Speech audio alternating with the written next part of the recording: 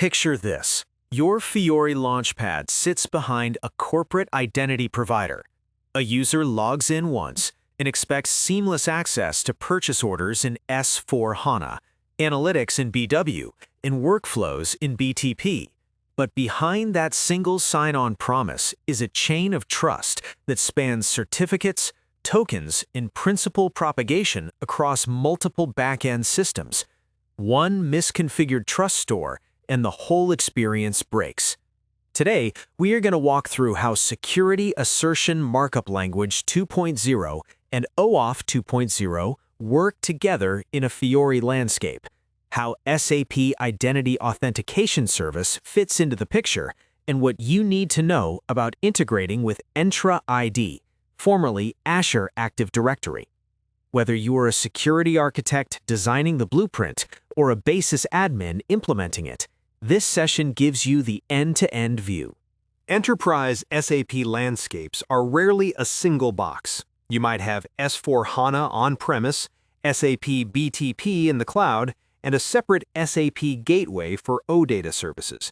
Each system historically managed its own users, its own passwords, and its own session handling. The result?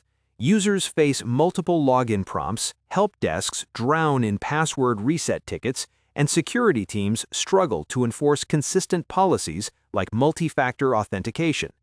SAP's answer is a set of lice. At the perimeter, your corporate identity provider, often Microsoft Entra ID or Okta, handles authentication. SAP Identity Authentication Service, known as IAS, acts as a proxy or broker, and SAML 2.0 or OAuth 2.0 tokens carry the user's identity all the way down to the ABAP backend. Let us unpack each layer. SAML 2.0 is the workhorse for browser-based single sign-on into the Fiori Launchpad. Here is the flow. A user opens the Fiori Launchpad URL in their browser. The SAP front-end server, typically ABAP or the Cloud Connector proxy, checks for a valid session. Finding none, it redirects the browser to SAP IAS. IAS may authenticate the user directly or, more commonly, delegate to a corporate identity provider like Entra ID. This delegation is called SAMLing. The corporate IDP authenticates the user, maybe with multi-factor, and returns a SAML assertion to IAS. IAS enriches or transforms that assertion if needed, then passes it back to the SAP system. The SAP system validates the assertion's signature using the IDP's X509 certificate stored in transaction ST Trust, maps the SAML name ID to an SAP user account, and creates a session. The user never typed an SAP password. The critical configuration points are the trust relationship in ST Trust, the SAML 2.0 service provider metadata exchange, and the SAML 2.0:SAMLing. SAML handles the browser, but what about programmatic access? When a Fiori app calls an OData service on a different back-end system, or when BTP needs to invoke an API on S/4HANA, you need OAuth. SAP supports the OAuth 2.0 SAML bearer assertion flow. In this pattern, a SAML assertion is exchanged for an OAuth access token. The client, say a BTP application, presents a SAML assertion to the SAP system's token endpoint. The system validates it and issues an access token scoped to specific OData services. This token is short-lived, typically 300 to 600 seconds. For cloud to on-premise scenarios, SAP Cloud Connector handles the secure tunnel, while the destination service on BTP manages OAuth client credentials and token caching. The key configuration lives in transaction SMICW on the ABAP side and in the BTP cockpit's destination settings on the cloud side. Principal propagation answers a critical question. When System A calls System B on behalf of a user. Without principal propagation, you would need technical users for system-to-system calls, losing audit trail and authorization granularity. In SAP's model, The originating system attaches the user's identity, typically as an X509 short-lived certificate or a SAML assertion, to the outbound call. The Cloud Connector can generate these certificates on the fly using its trust with BTP. On the ABAP side, the system maps the certificate subject to a local user via transaction SAML.